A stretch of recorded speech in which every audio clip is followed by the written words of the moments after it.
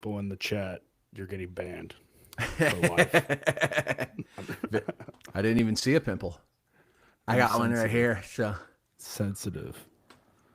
I'm a grown Let's ass see. man in my mid 30s and still getting pimple. If you're already with Yeah. us, congratulations. This is the secret sneaky portion. Or we talk about our acne problems. Oh yeah. So yeah, if you're already past, or if you're just scrolling on Twitter and you see us, maybe you can answer the question for us. Party deck question of the show: what is a Hokie? Yes. What is a Hokie? And while you set things up and promote Keith, I'm going to filibuster with a little bit of UFC talk. You can hop in where you see fit. This past weekend, man, I mean, the heavyweight division is just in shambles with the Well, UFC. Just in shambles right now. Tom Aspinall gets double eye poked, which that I've was I have actually poked somebody in the eye with MMA gloves on before, like, and the guy showed up to the gym the next day and had a black eye. Like yeah. that's how like crazy just a simple little eye poke can do. But I mean, he was back there, and it's weird now, Keith, because there's a conspiracy for anything right now. You know, I could tell you the sky's blue, and you could be like, yeah, well, I hear that it's blue because of, and we put our tin hats on. So like, of course, everybody in the UFC is assuming that Tom Aspinall faked that injury because he was getting his ass beat in the process. Yeah. So, moral of the story is, long story short, is they're not John Jones.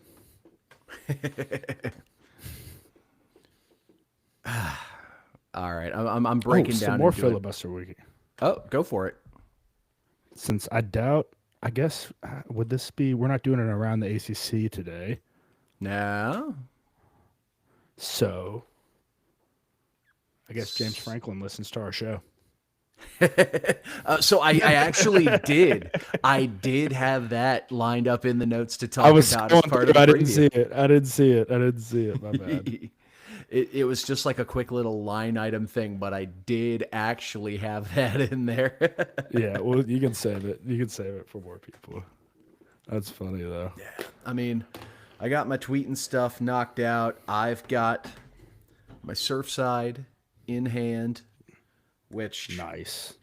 of the ones I've tried, I think this is probably the least dangerous one, if that makes The sense. tea? It's the tea/lemonade mix.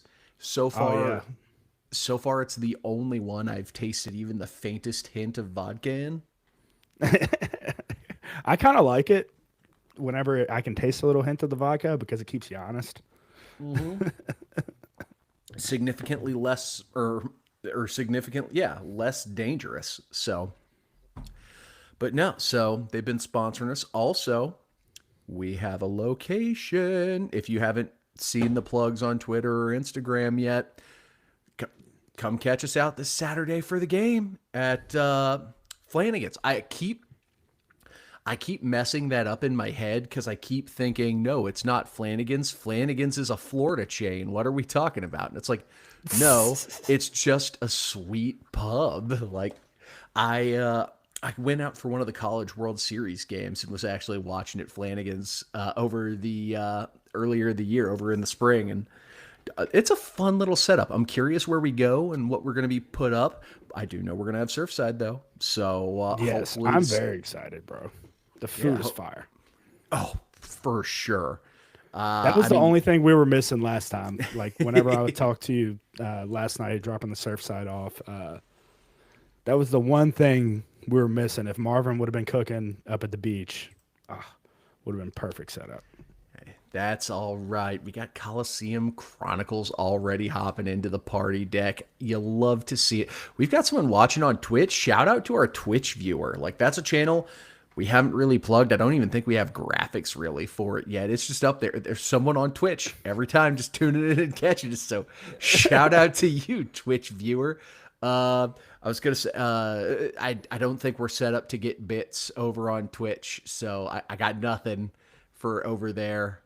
I was just gonna make myself sound real old. Be like, Is Ninja still on the Twitch? Ninja is still on Twitch or one of those streaming I platforms, thought but have definitely phased him out. He obviously has gotten canceled for something he's done. I So would say something super dismissive, like who hasn't got canceled for something, but I know as soon as I do, it's gonna be something like legitimately horrible that he did justifiably. So it's like, you know what? We're just gonna be safe. We're just gonna be safe. So anyway, we're about 5 minutes in here. So you got anything else off topic before we get the show going?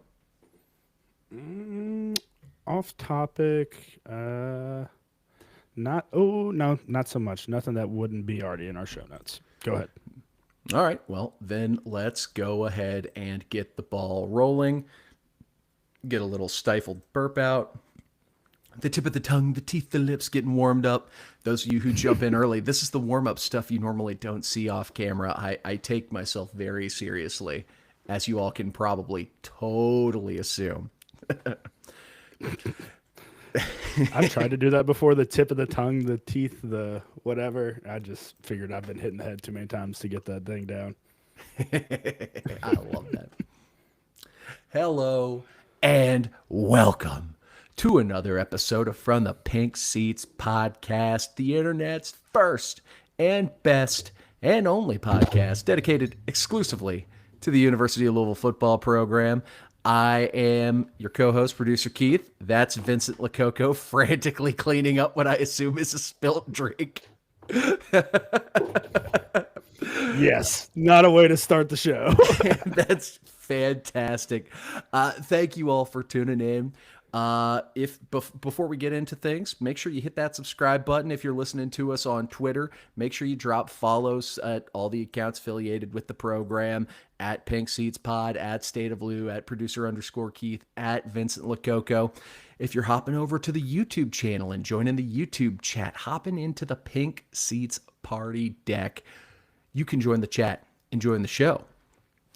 And we already heard from some regulars, Coliseum Chronicles. We got Dockery hopping in there, which he's joking with us, and he's talking about see you there. We talked about it a little bit before the episode. We're going to talk about it a little bit now. We officially got another State of Louisville Pink Seats watch party presented by our friends over at Surfside lined up. We're going to be at Flanagan's this Saturday. So if you aren't fortunate enough to make the pilgrimage out to Lane Stadium out in Blacksburg, you're not making the trip out to Virginia to catch the game in person, you're staying in town and you want a place to come watch the game with a bunch of Louisville fans, we're going to be at Flanagan's. We're going to be posted up, and we're going to be doing the digital watch party as well. Vince and I putting ourselves at risk of being clipped and used for memes by the other team's fandom. Thankfully, didn't happen the last time. Got some pretty good clips out of it, and it was a great party. So I hope you all can make it out, hang out with us. And if you can't make it out there, hop into the Pink Seats Party deck. Join us online. We'll be broadcasting the watch party at same spots as where you're seeing this episode: Twitch, Twitter, YouTube. So get out, hang out with us, enjoy some Surfside, and let's watch the Cards get another win. So tonight, if Vince can end up rallying and saving his setup, we're going to be talking about Virginia Tech. Man, this is insane, Keith. I would just knock over a whole thing of water. That's funny, man. I'm gonna have so much fun with your like screen when I'm editing the recorded version of this episode. God. Well, let's the fact that everything is still like, I mean, I'm talking, y'all. I just spilled a whole glass of water on my laptop.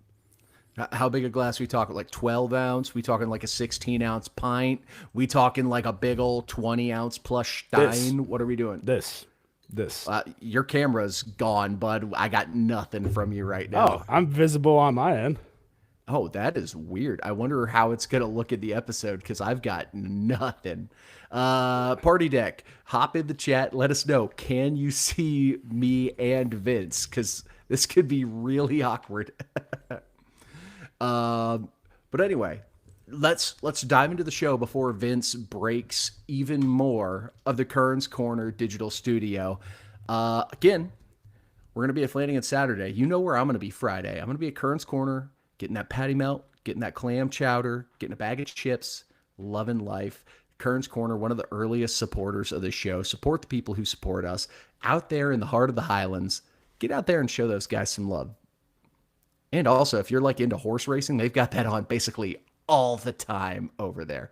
Okay, so the party deck's with me. They can't see Vince. We can't hear Vince now. So this is going to make for a fun little part of the recorded episode that I'm probably... Oh, well, Vince bailed out. Looks like you're just stuck with me. We're going to... Coliseum Chronicles. I appreciated that. That said, I think Vince is a handsome dude. Let's not do that. He's got his hair slicked up. He's doing his best. So Vince is going to hop out. I'm going to filibuster for a little bit. Party deck. I know we talked about it a little bit. We're going to dive into sort of the X's and O's of the game. But we're getting ready. It's going to be a spooky one. We've seen it over the course of the years. The CW curse. Anytime a good team ends up on the CW, it seems like crazy things happen. Coliseum Chronicles hopping in and mentions game terrifies them, especially being on the CW. And this is sort of a weird game where, like, you kind of saw it with James Madison, but with less forward pass capability. Kyron Drones is the first, like, bona fide, real athlete that Louisville is going to have to defend at the quarterback position. And it's something we saw a lot last year, and it's something we struggled with a lot last year. Now, last year's team ain't this year's team. The defense has been doing phenomenally well.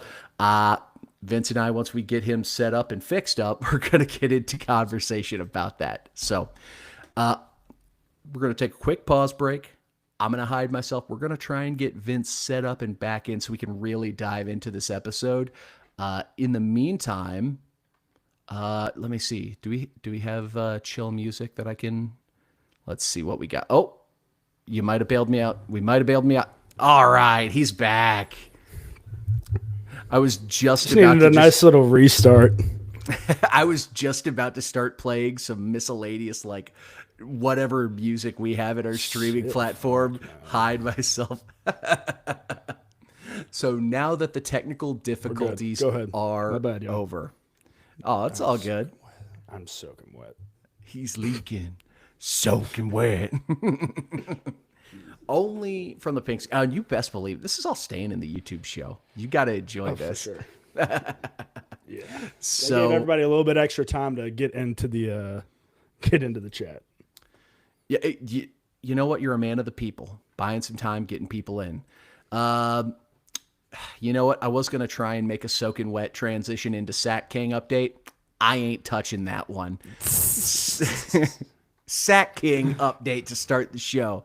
To officially close the book on Boston College. Wes Bailey, 2 sacks last week. Should have probably been 3, but the scorekeepers don't like Canadians. So +2 on the board for Wes Bailey. That was it on the sack side. And Vince, we got a tie for the lead.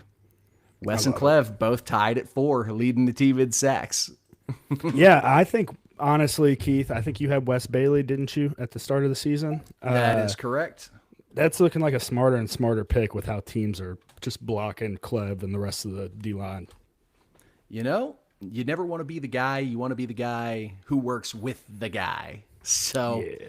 But we've got 4 and 4. You know what? Let's call our shot a little bit this week. Do you think anyone picks up a sack to take the lead this week? I would not be surprised if Wes does pick one up, just because, like I said, how they've been blocking Clev. It seems like they're sliding more to his side, and Wes is getting more of those one-on-one opportunities. I mean, shoot, he was matched up with a tight end at one point in the game last week. Yeah. So, I mean, it's the length for him, Keith, that really gets it, that allows him to get these just good sacks, because he uses that length with the speed, and it's tough to block. Yeah, Vince is soaking wet. He's talking about length and how it makes it hard. You're at the Pink Seats podcast. one more plug before we start diving into the preview. Is if you like humor like that, juvenile humor, but it's Louisville focused, you like to have a laugh, you don't take things too serious, or if you want to have serious convos, hop into the 1912 Society Discord. It's something that Doc, one of friends of the show, he, along with like us, Matt McGavick, and a group of other Louisville fans, helped put together and run. It's a place that I freaking love. A place made by Cards fans for Cards fans. There's boards going over every single sport. I normally just stick to the football and volleyball boards. I peeked my head in during the Kansas exhibition to the Kansas exhibition game board. Oh my God. That was a tough scene. It was some good content, though. I was a big fan of that. So if you haven't already, hop in. We're doing giveaways and stuff all the time over there. So if you haven't yet, get signed up, get in there. It's a great place to be. So nowhere else is a great place to be. And this is what I wanted to do the wet transition for was Vince, you've been kicking some ass over at Hot Works recently. Did you have another double duty day today? Your audio's gone now. Well, I'm muting myself. That was completely on me. Vince versus the mute button. 1-0. No, today I didn't. Yesterday I did. I did the bar none class, which is essentially like I don't know, ballet. Basically, ballet with no bar. And I mean, my calves are just dead right now. And then I did the cycle class as well. And I took my shirt off in the parking lot, and Keith, I rang it out. I sweat so much. Like, it was insane. I love it up there, though. I'm definitely addicted. I mean, you saw just what us doing a podcast in one of the saunas could do if you tuned in for the Boston College preview last week. Yeah. 120 degrees doing some no bar work. It'll put you through the ringer. Yeah, that was tough. I told my sister, I was like, yeah, I did 2 workouts, came home, showered, ate, and then went back up there and recorded a whole hour podcast with Keith. I had no water in me at all. I was just dead. Dehydrated. Did you have some of the old abs popping back out, or? I don't think those ever were a thing. All right. So, again, huge thanks to Hot Works for having us out and for sponsoring the show. Get out there, location specifically in Stony Brook. Great people out there had us in. We got to get a nice cook, and that's where Vince does his work at. So, who knows? You sign up, you get in. Maybe you'll run into a wild Vince Lococo one day. But Virginia Tech preview. First off, just some overall news and notes. We're up to 16th in the AP poll. Absolutely love to see it. Miller Moss made the final 10 for the Unitas Golden Arm Award. I mean, maybe it's a Louisville legacy position because it's a Johnny Unitas Award. Yeah, I mean, there's not a lot of good quarterback play around the country this year in general. Down year for the sport. Yeah, like so. I mean, I wouldn't be surprised. Like, I'm not surprised Miller's in the top 10 of that anymore at this point after his performance against Miami. And then, he had the boneheaded interception last week, but, still kept the offense moving and on pace. So, yeah, well, those were the 2 big news and note items. We haven't got a uniform drop yet, which is sad because, we like to have our fashion corner over here. So we'll just have to tweet about that. But what's wild, though? For the first time in over a decade of being a member of the ACC, we're finally making a game out to Lane Stadium for the first time. And a friendly reminder, Virginia Tech is geographically the closest school to Louisville in the conference. This was one for me that, I was hoping we would get whenever I was playing at Louisville. Obviously we weren't going to get it with the Atlantic and Coastal setup and everything. And, I mean, obviously playing there, we haven't done it yet. But that was a stadium that I just wanted to play in. I mean, Enter Sandman, their fans, everything about that place just screams college football. And, I mean, it's what makes college football so special, in my opinion, is having a packed house, even when your team's not even that great, and still, carrying on those traditions, having the stadium rocking. it means a lot to the players for sure. I know that much. Whenever you're having down years, I remember 2018 whenever we didn't have anybody in the crowd, would be like, damn. But I don't blame you. So Yeah, yeah, and it's a weird year. Like the year we finally get to go out there for a road game. They fire their coach 3 games into the season, coming off just getting belt to ass put on them by Old Dominion of all teams. They fire their coach and then they rally. Like they're 3-2 in their last 5 games under their interim head coach, Phil Montgomery. And they just last week on Friday night had a big overtime win against Cal, who was 5-2 at the time. yeah, Was trending as one of those controls their own destiny teams in the ACC. It's tough traveling coast to coast, and they were able to take care of a team that gave them the opportunity to win. So it's a team that has a lot of momentum. They had nearly 55,000 at their last home game, which I think their stadium capacity is like 60, 65-ish. So not quite a sellout, but they got a bunch of people showing up. And if you're watching them on TV, they're being loud. They're in full support of that squad. Like Phil Montgomery and just this shift, they've put life back into this program. And it's cool to see, but at the same point in time, it's like, damn, it would have been nice just to get a free dub, you know? I mean, it's a team that clearly, Keith, whenever you're in those situations, you have a decision to make as a ball player, as a coach, as everyone. Are we going to lay down and just make our season, as shitty as possible? Or are we going to play, each game for each other, for this, interim coaching staff who, is likely going to lose their jobs as well at the end of the year? They're just there because, I mean, really they can't leave you at that point. They're kind of stuck there just like you are, but they're not guaranteed a scholarship next year. They're going to get fired. So it's like playing for those guys, playing for each other. I think this team has really made the right decision. And you're right, Keith, we're in a weird situation where I would have loved a free dub, but it's most definitely not going to be free.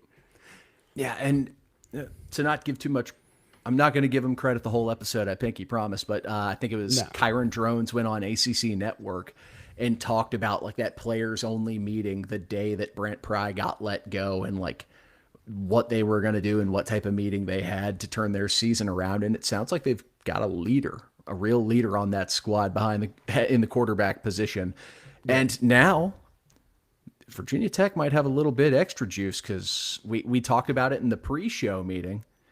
Rumblings are they might have a exciting pickup potentially at head coach come the end of the year. So award-winning listener James Franklin definitely has been taking our advice, Keith, of, hey, maybe I should head to Virginia Tech. And, if I win 8 games in a down year, they won't ask for my head. Well, also, I think Virginia Tech, like they got a $50 million gift. Like they're really wanting to put an emphasis on football to get it back to what it was in the Beamer days. Honestly, like if this does come to fruition, I'm glad Virginia Tech isn't just doing the expected thing of waiting for South Carolina to let go of Shane Beamer just to bring him back in. Like they're going out and they're being aggressive and taking a big cut at one of the premier names in the coaching market. And it's two separate sort of looks because it's like, as a football fan, I like to see it for the ACC especially to get some more real competitors in this league to try and raise the football profile a bit. Mm-hmm. As a Louisville fan, kind of sucks because it's like, oh, goody. Because I wanted them to hire Mark Stoops.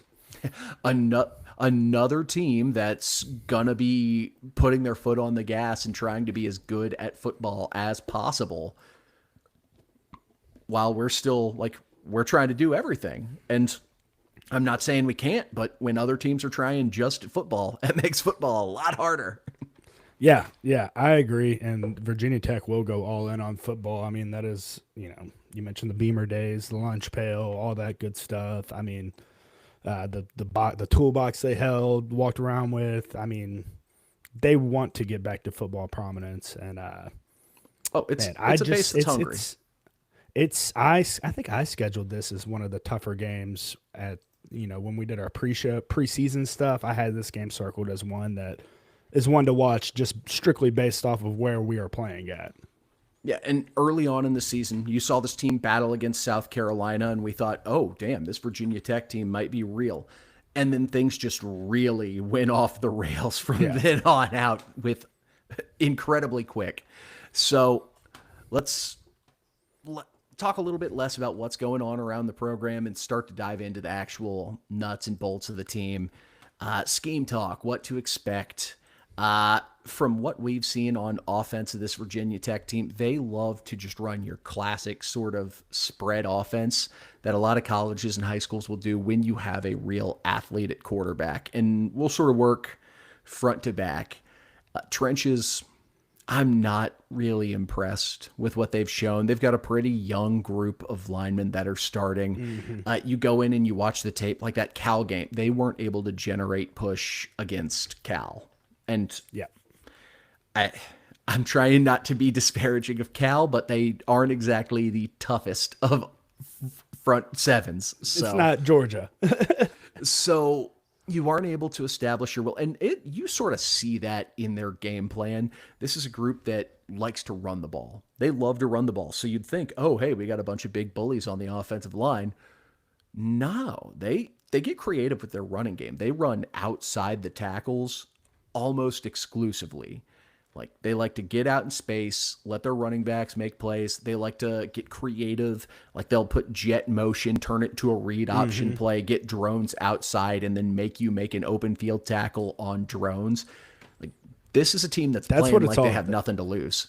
That's what that offense is really all about, is just having the ball in Jones's hands and allowing him to go and make plays. And they'll scheme, obviously scheme routes downfield and things like that. But what I'm most impressed with Drones is his ability to, run around in the pocket and extend plays and keep things alive, which is something that absolutely terrifies me, because it takes for 1 second for a corner or safety to take their eyes off a defender in a scramble situation, and they spring for a big play. It takes one good coverage, but we don't contain the edge, and Drones is outside going for 20, 30 yards. So, I mean, that kid is a ball player, man. I love the way he plays football. I wish he wouldn't I'm happy he forces a lot of passes, in my opinion. But I was going to say I wish he wouldn't force so many passes. But, no, I hope he forces as many passes as possible this week. You know, the South Carolina game, I mean, he had one where he was rolling to his right, and he threw it straight into triple coverage. I mean, it looked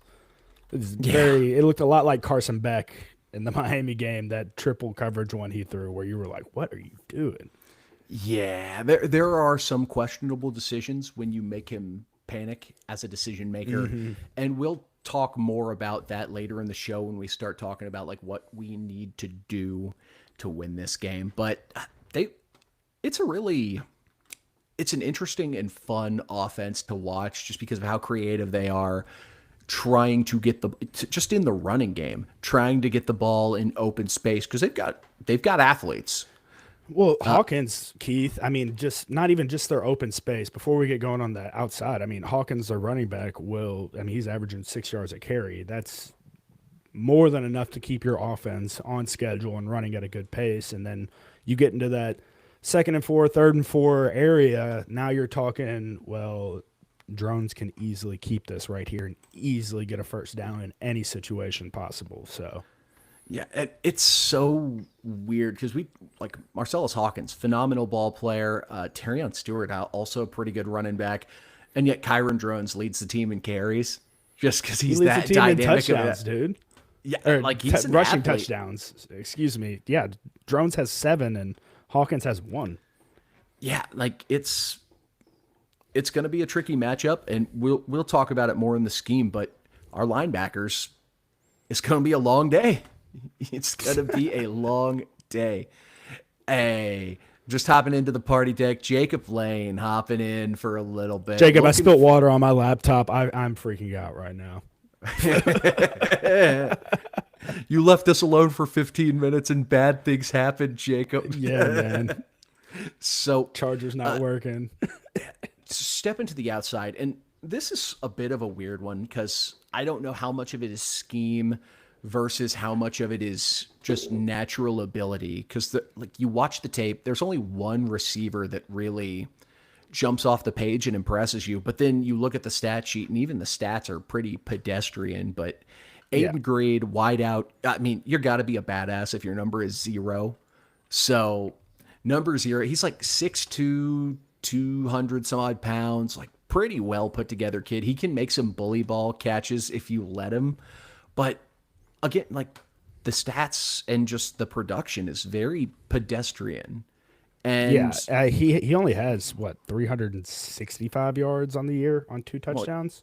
only has 23 catches, and we're more than Yeah, halfway through the season. yeah, it's not very good. He's On one the of those outside. big. I don't know, Keith. I don't know if it's the weapons or, like you said, the scheme. I think Drones has the ability to throw the ball downfield. Not sure exactly what it is, but this isn't. When I watched them on the outside, I looked at it and said, as long as our eyes are in the right spot, these DBs should have a day. Yeah, I'm right there with you. And we'll go ahead and we'll flip to the other side of the defense, and we'll take the opposite approach. We'll go outside in. Speaking of people who could have a freaking day, Chris Bell and Colin Lacey, because this secondary, Yeah. it leaves room for improvement, full of opportunities. You were talking about Swiss cheese earlier, Keith. What was that in reference to? I have no idea. Oh, that was dinner. I made myself a delicious hot ham and Swiss. I would never disrespect an opponent like that. No, fair. but I agree with you though, man. Chris Bell and Lacey both. This is a game where they are looking at it saying we have more than enough opportunities to get open and to make big plays as long as this offensive line holds up for Miller Moss. yeah, and even just watching the Cal game, and it took a little bit for Cal to get into a rhythm. It seems like Virginia Tech tries to just play bend, don't break. We're going to run a lot of soft zone. If you beat us, we'll try to rally and make a tackle. I dare them to play that game with Chris Bell because it's not going to go the way you think it is. I dare them to play that game with Colin Lacey. It's not going to go the way you think it will. So, like, you look at key players and, like, did we even highlight a single one out of the secondary, or was it just all The ones I had linebackers? highlighted, man, were all linebackers. Their top 3 leading tacklers were linebackers. Their linebackers get enough sack. I mean, they have out of their starting 3 linebackers, they have what 4.5, 5 sacks, multiple pass deflections. I mean, it's a good linebacking core.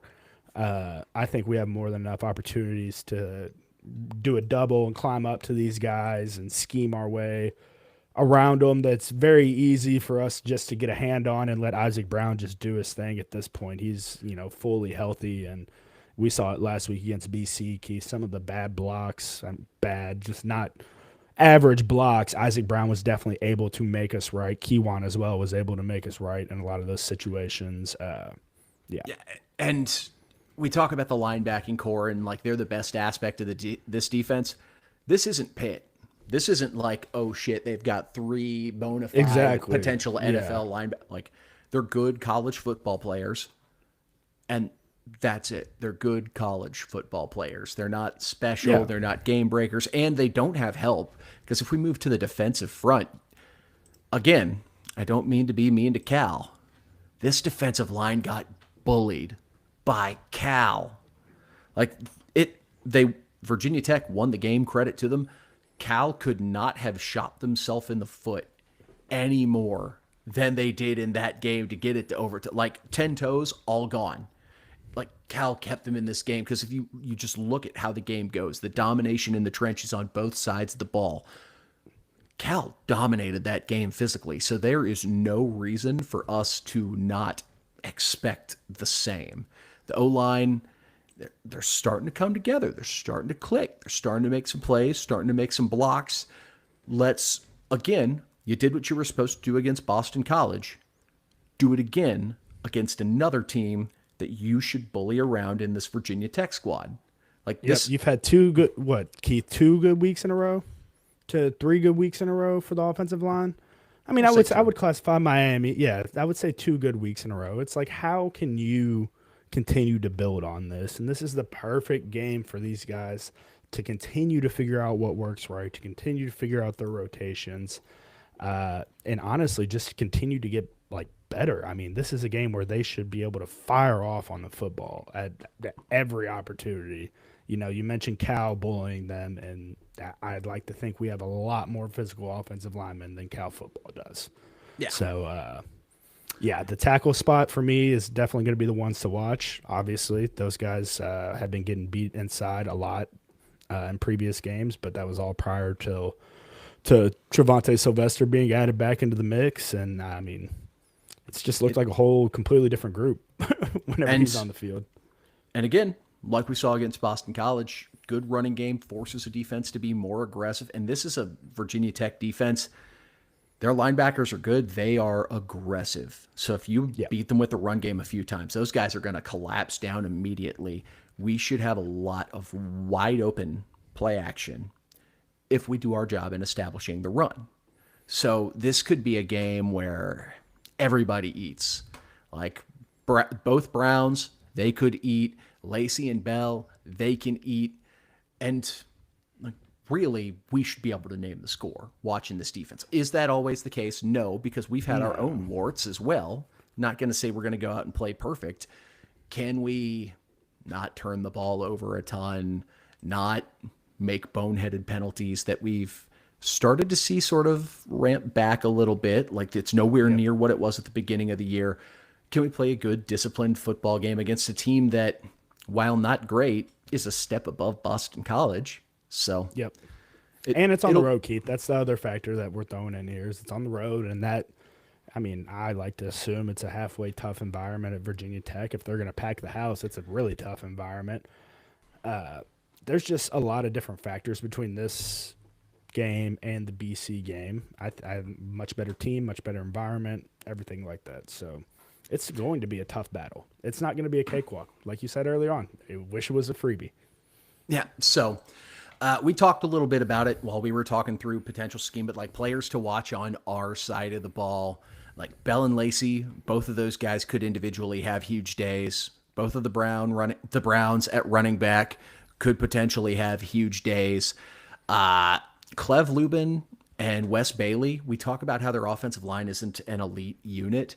This is a game where you're most likely not going to be able to put up a huge stat line because your primary assignment has to be get as deep as the deepest man, keep contain, then collapse in the passing game. Mm-hmm. So But at the same time, Keith, man, the linebackers in that, I would group the linebackers into that as well because, you know, if we get upfield, deep as the deepest man like we're supposed to and everything, Drones is just, I mean, he can run it right up the middle just as easy. So, I mean, that's another thing just to watch out for. Do we have a guy that can sit there and spy on Drones? Do we have that? This is a game where I would love for Stanquan Clark to be available. Love. Yeah. So I'm curious. Oh, let's have Vince. I want you to put on your. Were you a hat or a visor guy? I was going to say let's put on your hat. Let's put on the D coordinator's hat. You got to think. Wait, before you get going on this, there was only one guy when I was around who was allowed to wear a visor. Okay, you know what? That's fair. That's fair. And that's on me. I should have known that. So we talk about the edges and then the TJs and Caleb. What is sort of like your base look? Just, okay, base defense, what do you throw out to keep Drones from beating you? Is it just like a sort of cover two look with one of your mics sort of doubling as a spy? Or I like to go 4 down for sure so that you can kind of take up, you know, you never want to rush 3 in any situation, obviously. So you're going to have to bring somebody if you're going in a 3 down situation. But I like to just go ahead and have it in a 4 down so we can kind of clog up that middle, not worry about him taking off up the middle so much.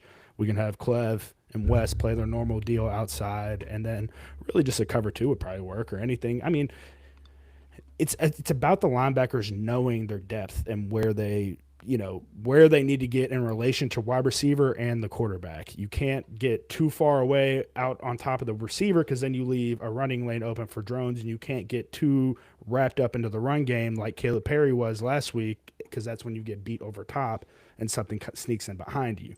So it's a tricky spot that those linebackers are going to have to play in. I mean, your normal base stuff will work against this, man. You just got to play really sound fundamental football.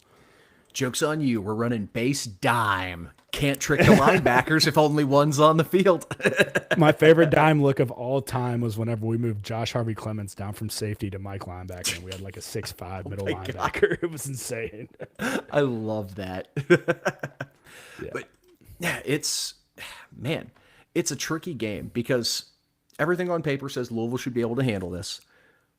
But man, they've just got athletes and they've got a renewed sense of fight, of will to go out, battle, and play. Like, this isn't a team that's on quit watch. They're going out, they're playing hard, and it's going to be a really interesting game. So we dive in. And their coaching staff is sitting there saying as well, before you get going on the next one, Keith, is they're counting you out. They're not even thinking about you. They're thinking about the next week. All that's getting fed into Virginia Tech's head, so they're going to come out swinging for the fences.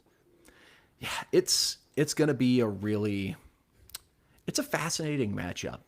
And I hate saying that about a game where it's like a team I support. It's just like, oh no, we should just curb stomp these bozos. I'd much prefer that. I mean, Keith, in all reality, we should. We're sitting here at 6-1. I mean, the only spot where they have a better athlete than us is Drones at quarterback. And I mean, everywhere else, we truthfully have the better football players. So just go out and execute your normal game plan. And, keep the foot on the throat the whole time. It'll be interesting to see if we get up like 14-3, 21-3, 21-6, anything like that, how Virginia Tech starts to respond. Are they going to roll over or are they going to continue fighting? Because at the end of the day, you're just playing for the interim head coach. Oh, man, you're just taking a couple steps ahead of me, Vince, and I'm really excited. Before we dive into like key matchups and like primary aspects of the game, we got a fascinating question here in the Pink Seats Party Deck. Again, if you want to join the Pink Seats Party Deck, head on over to the State of Louisville YouTube page, hit that subscribe button, and you can dive into the chats during all the live shows, during all our podcasts. It's been us a lot during football season. Starting 502 has been starting to really ramp back up. A lot of people are getting involved in that. Louisville basketball team looks like they're rolling a little bit. But question from Anthony in the chat. You guys think Stanquan plays again this year or he redshirts? So it's a fascinating question to ask because theoretically we could have our cake and eat it too. So if Stanquan's back and good to go, he can play in 2 more regular season games if I'm counting correctly, because he got injured, I believe, against James Madison. He can play in 2 more regular season games and then play in the postseason and still redshirt because of the 4-game redshirt. Did he redshirt as a true freshman? Nope, he was on the field. No, he was playing as a true freshman. Yeah. Okay, perfect. So that would definitely leave open that availability for redshirt. If I'm Stanquan, I'm not redshirting, or I'm redshirting, and I am, I'm not putting myself in the Jamari Johnson situation where obviously it was up in the air on his health, all that, and that seemed to be why Jeff and them were cautious on bringing him back to the football team and spending that NIL money on him. If I was Stanquan, I would get as healthy as humanly possible this entire season and let it be known to Jeff and the team that I have not lost a step. I am the same football player. I'm coming back to, do everything I thought of last year and more. So I would just try and get healthy. I mean, we're sitting pretty at 6-1. There's nothing really for you to go out there and prove right now at the moment. You just got hurt on a freak play, so I would just sit. If he does want to come back, I assume it wouldn't be until the SMU game at the earliest, because that's a penultimate game of the regular season. It's our final ACC game. Then you get the Kentucky matchup, and you get to have your cake, eat it too. You get to redshirt. You could come out, play, show you haven't lost a step after the injury, and that still gives you another almost month for rest, recovery. And I mean, right. As I'm just thinking, like, getting up to game speed for one, like that's going to be, I mean, it's a little bit different than Sylvester. I mean, different in a lot of ways because Stanquan's going to be running a lot more. I mean, Stanquan has to cover a receiver, cover a running back, run sideline to sideline. I don't know, man. If he wants to come back, if he's confident enough in that ankle and the stability of the ankle, I would hate for him to go out there and have something stupid happen and it gets set back even more when he's like sitting at 75%, Keith. And it's like, oh, I'm pushing it to come back. I don't want him back unless he is 100%. You are And good to go. thankfully, linebacker is a position of luxury almost because Capers and Caleb Perry have both been playing very well in Stan Yeah. Kwan's absence. So, from the staff's point of view, no need to rush him back. But as a player, you see your backups coming in and playing pretty well. Do you try to rush back like, hey, nah, you're not replacing me. I'm still that dude. I'm still him. Like, I'm looking at it like TJ Quinn's a senior this year. And like I'm gonna be starting regardless because there's gonna be a spot open and I think I'm better than the rest of the guys out there. I don't know, man. It's an interesting spot. It's an interesting spot for Stan Kwan. yeah.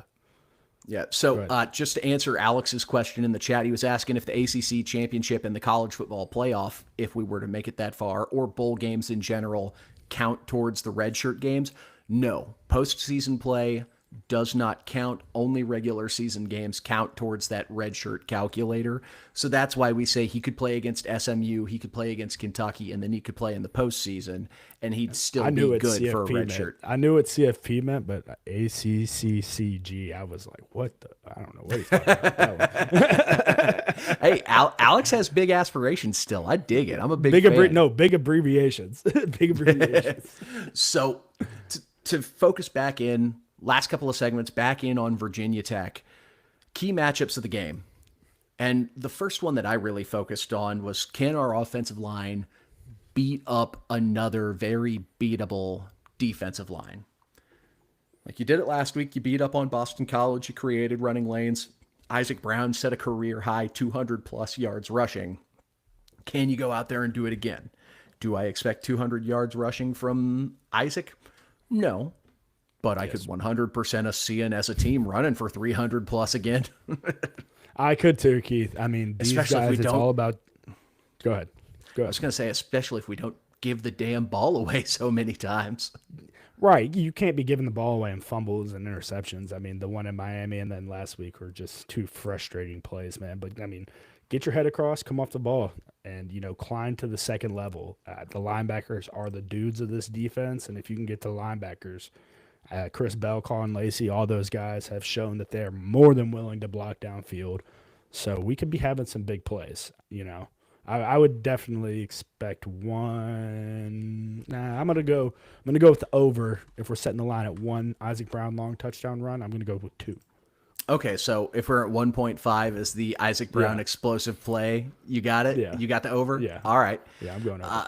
Next matchup.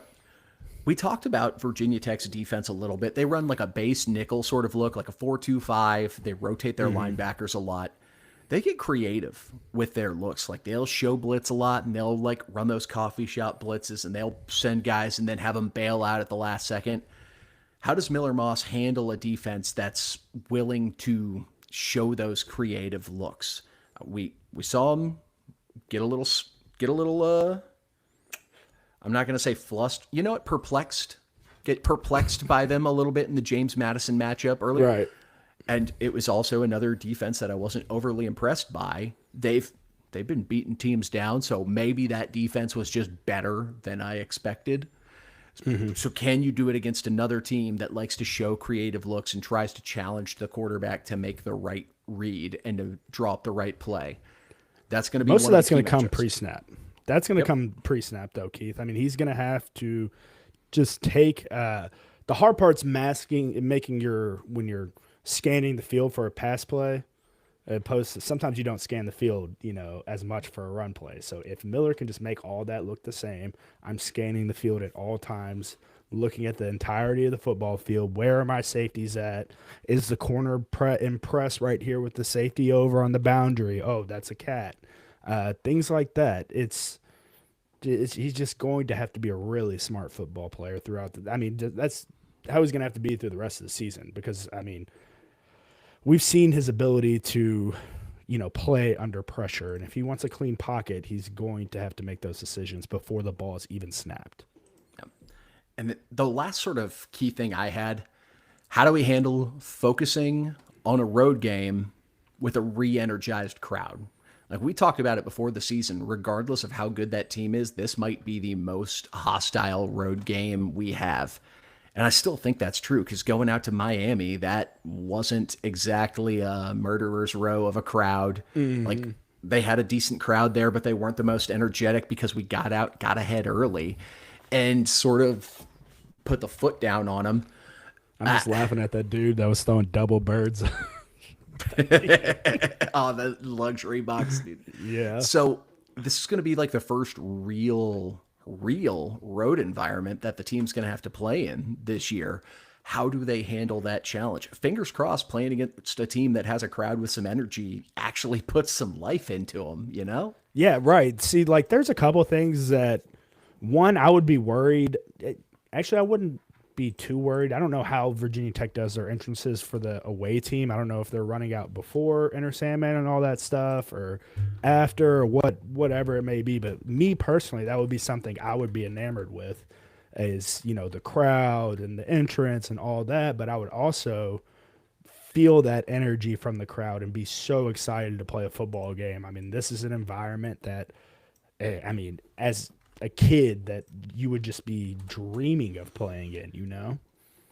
Oh, for sure. It's one of the like rarefied mythical places of college football. Right. Like if you're, hey, 10 sort of things you have to see in college football before you die for the ultimate college football fan, this is going to be up there as one of them. So, Yeah. all right, Vince, before we dive into predictions, Louisville to get the win, if there's just one thing you want to prioritize, like what is your biggest key to make sure Louisville gets a win in this game? Establishing the run, most definitely. I mean, we are a different football team whenever we establish the line of scrimmage, whenever Isaac Brown and Keywan Brown are going. It also helps out in the play action passing game, helps Miller feel a lot more comfortable, helps the offense stay on schedule. Yeah, establish the run game, and I feel very confident in us winning this football game. So mine was of a similar vein, but get out to a hot start. Don't let this team hang with you. It's a team that likes to run the ball. If you, just like Miami, if you can get out and get ahead by a couple of scores early, make Kyron Drones throw to beat you. That's the weakest aspect of his game. If you can play with a lead, which of course it sounds silly to say, oh, if you get ahead, then you can win the game, but play with a lead and make Virginia Tech play a game they don't want to play. They like to run the ball. They like to control clock and they want to limit possessions. Make them pass. Make them try to distribute the ball. This is a team that has, I think, 60 more rush attempts than pass attempts on the season. Make them try to air it out to beat you. It's something our defensive line's done a great job of limiting this year, but this is a team that likes to get creative, get outside the tackle box. So it's going to be more on the edges and the linebackers to try and shut down the run game this week. Get them in those third and long situations, man. I mean, I know, like you said, Keith, that's the easy thing to point out, but like you get them in those third and long situations, and Drones is going to struggle. I believe he's going to start forcing things in areas that he doesn't want to force them. He might be taking all looking. That's going to be the interesting thing to see too, Keith, is where his eyes going to go once he gets hit one or two times. Is he going to continue to keep his eyes downfield and try and make plays and risk getting that sack, or is he going to start to get happy feet and get nervous in the pocket and look to take off even before he looks at his first read? That's going to be something interesting to watch. So we'll see how it plays out. We'll be out at Flanagan's watching along. Again, if you missed it earlier in the show, or if you were spaced out and you're listening to the recording, State of Louisville Watch Party presented by Surfside at Flanagan's this Saturday. If you can't make it out, coverage begins at 2:30, if I'm correct. It's a 3 o'clock kickoff. Yep, 2:30, and then we will start the stream at 2:30, stream going at 3, and we are going until the end of the game like we did last time, Keith. It was a fun time, fun environment. There's nothing better than being in a bar with a group of Cards fans just rooting for the game. It's just so fun. I love it. And maybe Vince can get a break from his mayoral duties and he can actually hang out the whole stream instead of running around and being the mayor of J-Town. We'll be on Bardstown. We'll be on Bardstown Road, right? That's where Flanagan's is, right? Yeah. So, are you the mayor of Bardstown Road too? Hell no, man. Jacob Okay. knows I don't leave J-Town. So, that's where we're going to be Saturday. Would love it if you can make it out, join us, hang out with us, get some Surfside while they're there, get some tasty food, get some apps. You're probably going to watch me and Vince eating some apps on stream. So, food perverts, bookmark that if you're really excited for it. Here's some Now, ASMR. so Me eating a mushy cheeseburger. let's get to the most tense portion of the show. It's the picks portion. And after last week, Vince, you and I took the dub last week. Jacob took an L. Gonna virtually shake your hand on that one, Keith. Good, smart decisions by us. And just like that, we are all tied up. With only, 5 games left in the season? All tied up. This is wild. So, of course, Jacob not being able to make it on, Automatic loser. No. But if you aren't able to make it on the episode, you have to give you gotta give the picks first. So Jacob, with the line, and this is a game you can find lines from 9.5 all the way up to 11.5, depending on what side you want. 10.5 is the closest one to -110 odds. The best odds as of the recording of this episode was on Profit X or Fanatics Sportsbook. So Cards giving up 10.5 or Virginia Tech plus 10.5. Jacob is taking the Hokies plus 10.5. Okay. Jacob, you're in the comments. Do you think we're going to win the game still? That's Jacob reacting to Jacob's pick. Yeah, right. I'm going to pick the Cards on this, man. This is one that is just teed up for a foot on the throat. Don't let up football game for us. Just hammering the run, allowing the play action pass to, spread the wealth around. Like you mentioned, Keith, Chris Bell, Colin Lacey could be having a phenomenal career day this week. I'm taking the Cards to win, and I'm taking the Cards on our picks. This is a weird one because we talked about this whole show. Virginia Tech, spooky opponent. They're coming off an extra day's rest. The game's on the CW. They have a bona fide athlete at quarterback, something we haven't seen. Wait, this is a CW year. game? Yeah, it's a CW game. Fuck. There's bad juju. But Virginia Tech's coming off a big emotional win last week, off an overtime win against a West Coast opponent that had to travel all the way from Berkeley, California, that committed a ton of penalties and dropped a ton of passes and made a ton of mistakes to keep Virginia Tech in the game. Louisville doesn't have to travel that far to Blacksburg. That's a short trip on a charter flight. They don't have the athletes at any position outside of quarterback that we do. This is a game where we can get ahead. Explosive play real early. I could see Chris Bell just sitting in his own, making a catch, and then popping off, outrunning their entire defense early. This is a game where I could see Isaac Brown breaking off multiple 60-yard touchdown runs. This is a game where I could see Keywan Brown, to quote the great Marshawn Lynch, running through a motherfucker's face. This is just a game over. we have the dudes at every position. Just don't give the game away with your quarterback. And Miller Moss, I feel like the staff is starting to develop that understanding. What can Miller Moss do? What can't Miller Moss do? And they're starting to work with and call that more. Vince, I'm with you. I think Cards cover, and it's not particularly close. That said, to cover my ass, this also seems like the type of game where it could be alt line, money line, pick your side. Because if this game's close in the second half, buddy, I'm going to be spooked. You mentioned them, Jeff and Brian figuring out what Miller does well, but it's also Miller mentioned in the huddle, them collaborating a lot more on plays and just talking about what Miller sees and things like that, which I absolutely love. I think that's helping Miller's game out more than anything. What are you comfortable running? Because clearly us running our normal deal that we ran with Tyler isn't going to work. So what are you comfortable running? And we can figure out everything else after that. Hey, what are you talking about, man? Bonafide athlete, 2 rushing touchdowns last week. Facts. That is facts. Athlete with the T being a 7. Yes. Yep. Yep. That's a So shirt. for the pick'em segment, we're gonna have a new leader next week. Is it gonna be Jacob or is it gonna be the 2 of us tied for the lead?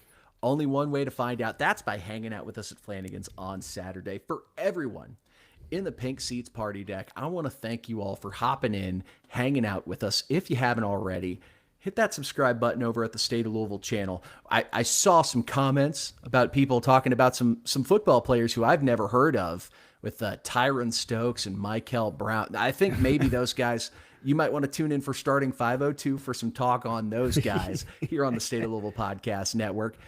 For those of you watching on Twitter, again, make sure you follow at State of Lou, at Pink Seats Pod, at producer_Keith, at Vincent Lococo, and get out to Flanagan's one last time. Get out there, hang out with us. Let's make this another fun watch party. Do it if you're cool. Do it if you're cool, and do it if you love Surfside, like me. Yes. So thank you all again for tuning in. We'll be live Saturday. Be sure to tune in and join us if you can't make it out, and we'll be back with the recap show on Monday regardless. And as always, go Cards. Go Cards. This one's just for you guys. Wonder how many of those will shotgun on Saturday, Keith. Dog. Hopefully none. I went a little too crazy before the Boston College game pregame, like that first half. Is Stokes good at football? He does not look like it. Like he just looks like a big awkward kid, which he gave like a super like mature answer, like, "Oh, this is the last chance I'm really gonna have to be a kid. I want to enjoy it." And I'm like, well, shit. Now I feel bad for saying that, but kid, you got 7 figures, 8, potentially 9 figures in your career. Yeah. Don't risk it. don't be playing no high school. Don't be football, a kid. man. Don't be a child. No. Parents tell their kids that because they know they're not going to make it to the league. You're making it to the league, bud. Go get in the gym. All right. For those of you hanging out through the little rollout while we finish up to make sure we can get the recording cut off at the right time, thank you again for tuning in. I appreciate you. And again, Get to Flanagan's. Get to Kern's Corner on Friday. Get to Flanagan's on Saturday. Doubleheader. Make for a great weekend. Do it if you're cool.